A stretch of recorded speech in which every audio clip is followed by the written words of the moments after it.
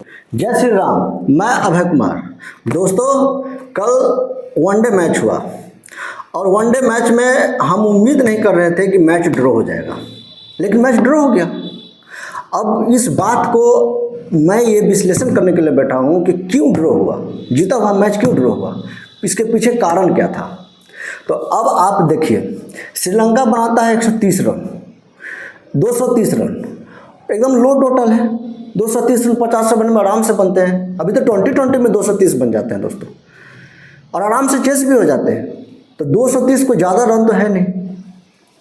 अब आप देखिए कि उसका खिलाड़ी निशांका जो है सो 57 बनाता है, और उसका विल लेस 67 बनाता है, और हसारंगा 24।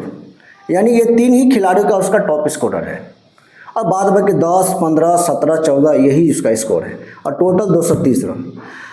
अब मैं तो ये सोच रहा था कि बड़े आराम से जीत जाएंगे, इसमें तो कोई झंझट ही नहीं है।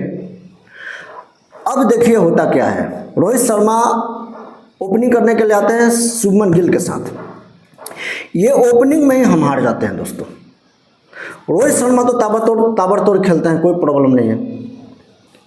रोहित शर्मा को लेकर के हमें कोई डाउट नहीं है, वो ताबड़तोड़ खेलते हैं, ताबड़तोड़ खेलते रहेंगे। रोहित शर्मा का स्ट्राइक रेट से भी हमें कोई दिक्कत नहीं है, ज़बरदस्त खिलाड़ी, नो प्रॉब्लम। अब आता है शुभमन गिल। ये शुभमन गिल को हो क्या गया है, ये शुभमन गिल को ओपनिंग क्यों कराया जा रहा है, मुझे तो समझ में नहीं आ रहा है। ये 35 बॉल खेलता है, देखिए दोस्तों क्या रन बना रहे, 17 रन। ये कोई रन है? 35 बॉल में तुम ओपनर हो तो 35 बॉल में कम से कम 35 रन तो बनाओ। फील्ड ऊपर रहता है एकदम, पूरा ताबड़तोड़ खेल सकते हो।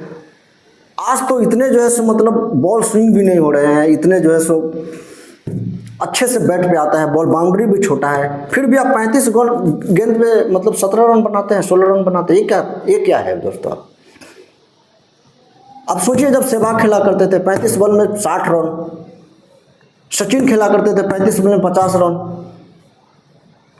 और भी तो खिलाड़ियों ने ओपनिंग किया है। अभिषेक शर्मा है, अभिषेक शर्मा को क्यों नहीं खिलाया जाता, मुझे तो ये समझ में नहीं आता। अभिषेक शर्मा जो 46 बॉल में 20 सेंचुरी मारने का क्षमता रखता है, वो यदि 35 बॉल खेलता तो जरूर जो है सो कम से कम 50, कितना भी कम मारता तो 50 रन तो मारता ही मारता। कहाँ 17, कहाँ 50, कितने का अंतर, यही तो मैच हम जीत जाते।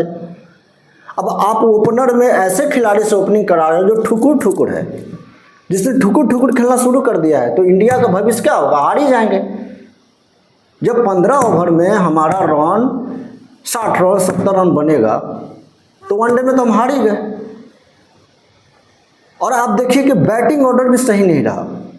मैं बार बार इसका जिक्र करता हूं कि आपको मैच जीतने के लिए बैटिंग ऑर्डर सही रखना पड़ेगा। और इसमें मेरे को कहने में कोई मतलब गुरेज नहीं है कि सूर्या ने जो 2020 में किया, सीरीज जीतने के बाद उसने प्रयोग किया, और रोहित शर्मा ने पहले ही प्रयोग कर दिया। और रोहित शर्मा ये वर्ल्ड कप में भी ऐसे किया था, वर्ल्ड कप का फाइनल में ये सूर्या कुमार को 7 नंबर पे भेजा था, केएल राहुल को पहले भेजा था, जबकि सूर्या कुमार को 4 नंबर पे आना चाहिए था, अय्यर को 5 नंबर पे आना चाहिए था, इसके बाद आता केएल राहुल से। और यहाँ भी इसने यही किया, वाशिंगटन सुंदर को प्रमोट कर दिया पहले मैच में 4 नंबर पे। आप खुद सोचिए ना दोस्तों, कोहली तो चलिए 24 रन बनाता है कोहली, लेकिन कोहली ज़बरदस्त खिलाड़ी है, हम सब जानते हैं। He is a great man, lion है वो, हमारे हिंदुस्तान का शेर है। तो कभी कभी कोहली भी आउट हो जाएंगे, कोई बात नहीं। लेकिन 4 नंबर पर अय्यर आता है, तो 4 नंबर पर अय्यर की जगह जो है सो आप वाशिंगटन सुंदर को भेज देते हैं। पहला मैच में प्रयोग नहीं करना है ना, पहले तो आप सीरीज तो जीतिए। और इसके बाद दोस्तों ये क्या है, ये ताश के पत्ते की तरह धाए विकेट गिर रहा है, कोई सेटलमेंट ही नहीं है। जी हाँ, हिंदुस्तान खिलाड़ी का कौन कितना नंबर पर खेलेगा। जिसको आना चाहिए था 4 नंबर पर वो आ रहा है, जिसको आना चाहिए था 7 नंबर पर वो आ रहा है 4 नंबर पर।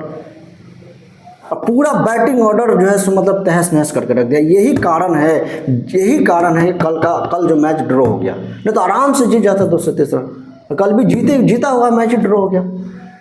तो मैं आपसे कह रहा हूं दोस्तों कि ये हिंदुस्तानी क्रिकेट को समझना पड़ेगा, रोहित शर्मा को समझना पड़ेगा, और अब आने वाला मैच में इस तरह के प्रयोग बंद करने होंगे। पहले आप सीरीज जीतिए, फिर प्रयोग कीजिए। और इसी के साथ दोस्तों आज मैं अपना वाणी को विराम देता हूँ। अगले मैच में किस तरह से क्या करेंगे इसका मैं विश्लेषण करने के लिए जरूर आऊँगा।